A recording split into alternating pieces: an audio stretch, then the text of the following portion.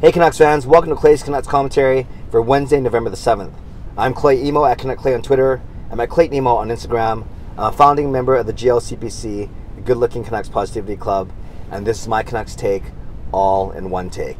Last night the Canucks lost 3-2 in the shootout to the Detroit Red Wings, first game of a 6-game road trip.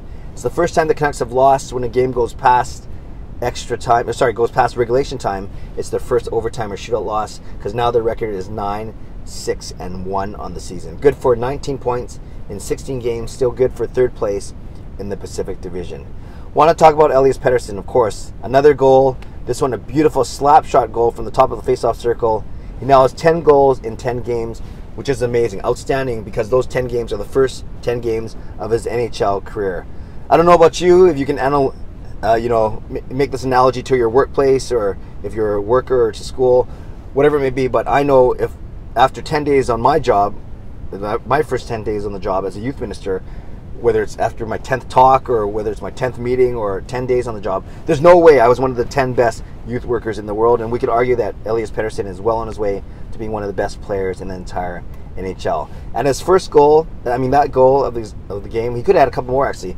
In overtime, that wicked wrist shot that went off the crossbar. I think Jimmy Howard's still looking for it. That would have been a wonderful way to win the game. In the shootout, I was waiting for his forehand-backhand move, and he did it. Just that the puck jumped off a stick at the last second, so Howard didn't even have to make a save. So Pettersson had a couple of chances to win the game, or at least extend the game in the shootout for the Canucks. And I love the way he was accountable. He wants to be a difference maker. He wants to lead the team. He appreciates, he knows that he's good, obviously, and he likes scoring, he likes passing, he likes getting points. But more importantly, he's talking about how he wants to help the team win. And I think it's great that he holds himself accountable. You'd much rather have that, than some guy who kind of doesn't care, or kind of indifferent, or whatever it may be. We don't want him to put too much burden on himself. He's got teammates to worry about. Teammates to help him out. And that's where guys like Horvat and Besser and Sutter and Edler and Tanev, when they're all healthy especially, can certainly make sure that he keeps things in the right perspective. But nothing to worry about so far. I think it's great that he's so passionate and wants to win so badly. So his goal, I want to talk about that. I've always talked about the way how Pettersson's always moving his feet away from the puck, how he's always skating, how he's always opening himself up, ready for a pass or an opportunity to advance the puck. And we saw that again in the goal. But before that, before he even got the puck, you saw him make a great back check. He circled around his own net, and basically he started that play from Jacob Markstrom's right. So he went corner to corner the entire rink. So he comes out of the Canucks zone. He kind of weaves his way through center. Tanev chips the puck off the boards, and Louis Eriksson made a really nice play, fishing the puck out of a Red Wings player's skates. And then he passed up to Eriksson, who had already curled to the other side. Now he's on the close boards to Eriksson, opens himself up. Eriksson gives him a nice pass over the line. Then Pettersson does a simple, nice turn on his skates, really, really sharp, clean turn, clean cut, and then lets that wicked slap shot past Jimmy Howard in a perfect spot, right in the corner of the net, right between, I don't know what I'm doing here, right in between right in between the crossbar and the post, bar down, post in, whatever you want to call it. Howard had no chance, no goalie would have had a chance of that unless you just stuck your glove out and hoped to hit it.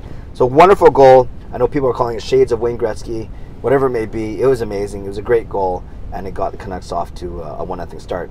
Then we have Ben Hutton's goal, 60-footer that Howard would have liked to had back, I'm sure, but it went through a lot of traffic in front of the net. So that's how the Canucks got their 2 goals. And the 2 Detroit goals, unfortunate goals, because they were both off of unlucky plays, small mistakes, but more unlucky for the Canucks. One was on the power play. That was Abdelkader's goal, because the puck got centered. Both Tanev and Mott tried to get it. I think their sticks even hit. Both made contact. Then the puck gets lost in Mott's skates, and before Tanev can fish it out, the puck's in the net behind Markstrom. No one's fault there.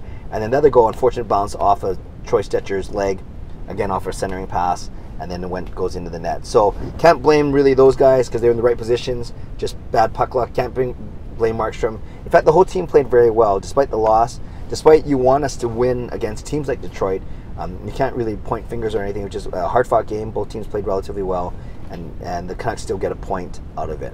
Maybe it's a bit of a market correction. You could argue the Canucks maybe beat some teams they shouldn't have early in the year, or we were surprised they did. The Pittsburghs and the Tampas and the Bostons of the world. But then we should also expect to lose once in a while to a team that we think that we're better than, at least on paper. So that's it for last night's game. Don't want to say too much. Nothing negative. And Pettersson, obviously one of the positives, and look forward to, and Chris Tanev returned to the lineup, played fine, looked fine, didn't look like he missed a beat. And now we look forward to playing the Boston Bruins, our best friends, tomorrow night in Boston. But before that, tonight, one of my good friends and co-collaborators will likely come over, and we will work on something that hopefully, that little something I can release in the next couple days. So you probably know what I'm getting at. You probably know who I'm talking about, but we'll see how that goes over the next couple days. I'm excited though for what we have in store. And then tomorrow night, after the game, after the Boston game, I'll be jumping onto YouTube for a post-game live stream for about 30 or 45 minutes, and I'll be doing that. So I invite you to join me on YouTube. I'll tweet out the link tomorrow, and then of course, as part of that live stream tomorrow night, I'll be sharing some very exciting news, some news I've been hinting at for the past week or so, but I'll be able to announce it fully. I have permission to do so, and then we can start planning together for this news. Okay, I think I've said enough. So I got a couple cool things that I'm working on in the next couple days. I hope you can join me, and I hope you enjoy the final result of both of them. For now, leave a comment below. I'd love to read, react, and reply as best I can. Talk about Pettersson's goal. Talk about maybe his overtime miss or off the crossbar, and maybe a shootout move. Talk about the Canucks play overall. Were you fine with Tanev? Were you fine with the way the Canucks played overall? Are you upset that we lost to the lowly Detroit Red Wings? And yeah, leave a comment. I'd love to read and react as we look ahead to our game versus Boston tomorrow. And subscribe if you'd like to, like this channel if you'd like to. Have a great day. No Canucks game tonight. Boston tomorrow night. Brad Marchand and his goofy face. God bless, and go Canucks go.